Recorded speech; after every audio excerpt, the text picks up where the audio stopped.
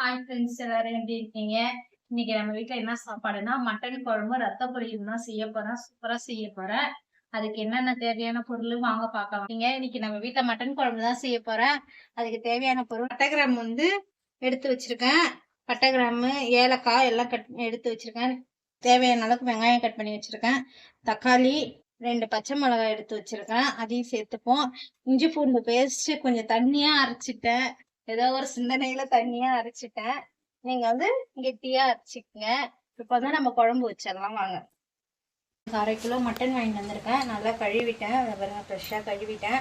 அது கூட நம்ம ஒரு டீஸ்பூன் இஞ்சி பூண்டு பேஸ்ட், 1/2 டீஸ்பூன் மஞ்சள்தூள், தேவையான அளவுக்கு தண்ணி, அது பொங்கி வராமல் 1 டீஸ்பூன் எண்ணெய் இப்போ ஊற்றி இதை நல்லா வேக போட்டுடலாம். ஒரு 3 விசில் வரட்டும். நல்லா கறி வெந்துடும். சாஃப்டாக இருக்குது கறி, அதனால் டக்குன்னு வெந்துடும். 3 விசில் போட்டு வேக வச்சுக்கலாம்.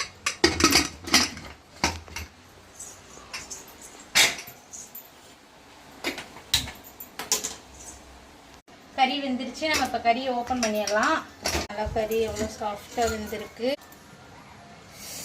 அப்பா சூடாக இருக்குது கறி.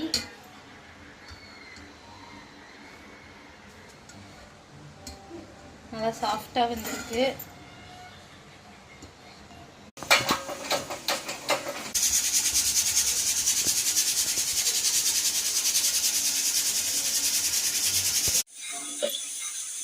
மட்டன் குழம்பு வைக்க தேவையான அளவுக்கு எண்ணெய் ஊற்றிக்கலாம். எண்ணெய் நல்லா சூடாகட்டும். பாருங்கள், எண்ணெய் நல்லா சூடாகிடுச்சு. அதில் பட்டை கிராம்பு சேர்த்துக்குவோம். அது கூடயே வெங்காயத்தை சேர்த்துப்போம்.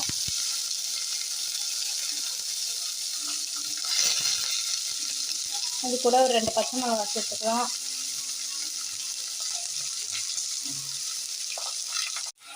பாருங்க, நல்லா வெங்காயம் தக்காளி வதக்கிக்கலாம். நல்லா வதங்குது. இப்போது அதுக்கு தேவையான அளவுக்கு உப்பு போட்டுப்போம். கொஞ்சோண்டு கருவேப்பிலை போட்டுப்போம். நல்லா சேர்த்து வதக்கிக்கலாம். அது கூட கொஞ்சோண்டு இஞ்சி பூண்டு பேஸ்ட் போட்டுப்போம்.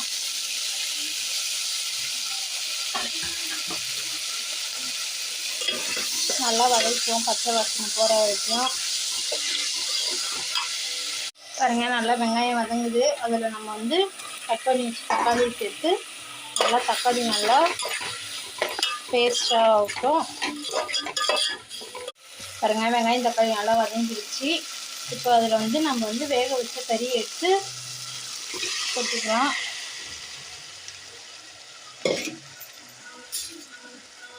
இப்போ இது 2 நிமிஷம் நல்லா இந்த வெங்காயம் தக்காளி கூடயே வதங்கட்டும். பாருங்க, நல்லா வெங்காயம் தக்காளியோட நல்லா வதங்குது. இப்போ இதில் நம்ம மசாலாவை சேர்த்துக்கலாம். 1 டீஸ்பூன் சில்லி பவுடர், 2 டீஸ்பூன் கறி மசாலா, மட்டன் பவுட்ரு, 4 டீஸ்பூன் குழம்பு மிளகாத்தூள்,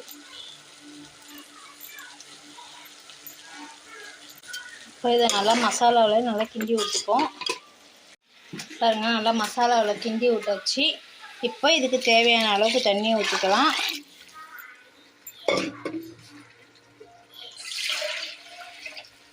நான் குழம்பு கொஞ்சம் தண்ணியாக தான் வைக்க போகிறேன். அதனால் கொஞ்சம் தண்ணியாகவே எக்ஸ்ட்ரா ஊற்றிருக்கிறேன். நீங்கள் தண்ணி வேணால் கம்மியாக ஊற்றிக்கலாம். மூடி போட்டு ஒரு 5 நிமிஷம் நல்லா கொதிக்க விடுவோம். பாருங்கள், நல்லா குழம்பு கொதிக்குது. நல்லா தண்ணிக்கு தான் கொஞ்சம் எக்ஸ்ட்ரா வச்சுருக்கேன். நான் தண்ணியாக தான் வேணுட்டு தண்ணி எக்ஸ்ட்ரா வச்சேன். நல்லா குழம்பு கொதிக்குது. இப்போ இதில் ஒரு 2 சின்ன உருளைக்கிழங்கை வெட்டி வச்சேன், அதை சேர்த்துக்கலாம்.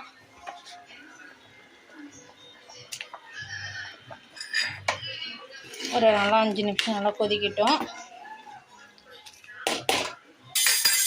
ஏன்னா காரம் கரெக்டாக இருக்குது. உப்பு கொஞ்சம் கம்மியாக இருக்குது, அதனால் நான் உப்பு கொஞ்சம் சேர்த்துருக்குறேன். பாருங்கள், நான் ஒரு மூடி தேங்காய் திருவி வச்சுருக்கேன். அதில் 1/2 மூடி நம்ம இப்போ குழம்புக்கு எடுத்துக்கலாம். இப்போ 1/2 மூடி தேங்காயில் ரவுண்ட் தண்ணி ஊற்றி வச்சுருக்கேன். அதில் ஒரு 2 முந்திரி பருப்பு போட்டுக்கலாம். 1 டீஸ்பூன் பெருஞ்சீரகம் போட்டுப்போம். இதை நல்லா பேஸ்ட்டாக அரைச்சிட்டு வருவோம். பாருங்கள், குழம்பு நல்லா கொதிக்குது. உருளைக்கிழங்குலாம் போட்டது வெந்துருச்சு. கறிலாம் எல்லாமே நல்லா வெந்துருச்சு, உடையவே இல்லை.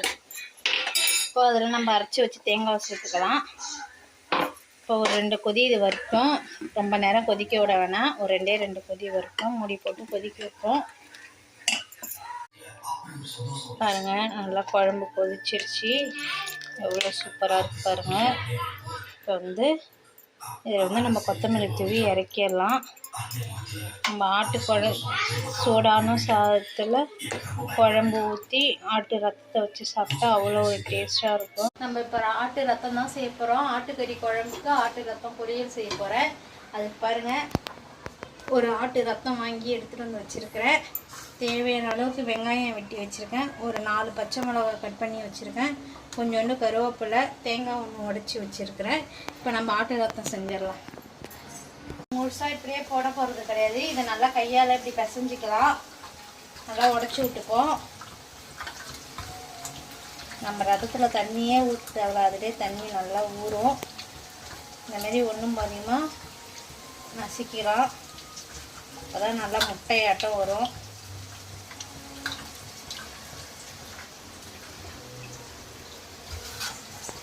தேவையான அளவுக்கு எண்ணெய் ஊற்றிக்கலாம்.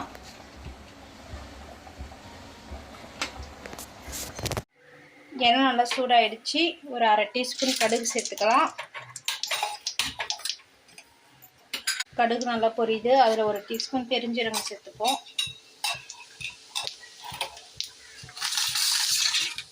நம்ம வெட்டி வச்ச வெங்காயத்தை சேர்த்துக்கலாம்.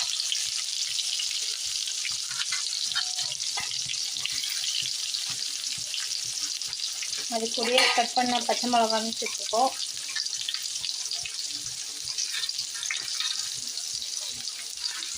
பாருங்க, வெங்காயம் நல்லா வதங்குது. ஆட்டு ரத்தத்திலே உப்பு இருக்கும், அதனால நம்ம வெங்காயத்துக்கு மட்டும் கொஞ்சோண்டு உப்பு போட்டுக்கலாம்.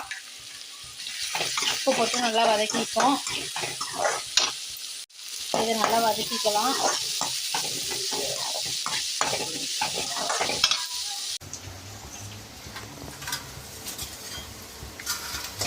வெங்காயம் நல்லா வதங்கிடுச்சு. வெங்காயம் நல்லா கண்ணாடி பதத்துக்கு வதங்கிடுச்சு. இப்போ இதில் நம்ம நசுக்கி வச்ச ரத்தத்தை எடுத்து சேர்த்துக்கலாம்.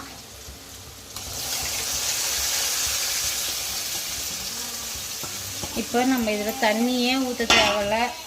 நல்லா கிண்டி விட்டு இதில் இருக்க தண்ணியே போதும். நல்லா வதங்குது பாருங்கள். இப்போ இது தண்ணியே நம்ம ஊற்றல, நல்லா சிம்மிலே வச்சு நல்லா இந்தமாரி வரட்டும். உப்பு இதுலேயே இருக்குது. நான் வெங்காயம் வதக்கும் போது கொஞ்சோண்டு உப்பு போட்டேனே, அதுதான். நல்லா வதங்கட்டும். பாருங்கள், ஆட்டு ரத்தம் நல்லா நல்லா கிண்டி வந்துருச்சு. அதெல்லாம் சூப்பராக இருக்குது ஆட்டு ரத்தம். நம்ம தண்ணி கூட ஊற்றல, உப்பும் போடல, நல்லா கரெக்டாக இருக்குது எல்லாமே. இப்போ இதில் நம்ம 1/2 மூடி தேங்காய் சேர்த்துக்கலாம். அது கூட கொஞ்சோண்டு கொத்தமல்லி சேர்த்து நல்லா கிண்டி விட்டுப்போம். அவ்வளோதான். தேங்காய் போட்டு நல்லா கிண்டி விட்டாச்சு. சூப்பராக இருக்குது. வெறுமாயால் இதை எடுத்து சாப்பிடலாம், அவ்வளோ ஒரு டேஸ்ட்டாக இருக்கும். ஆட்டு ரத்தம் நல்லா உடம்புக்கு ரொம்ப நல்லது. சூப்பரான ஆட்டு பொரியல் ரெடி. ஆட்டு ரத்தம் பொரியல் ரெடி ஆயிடுச்சு.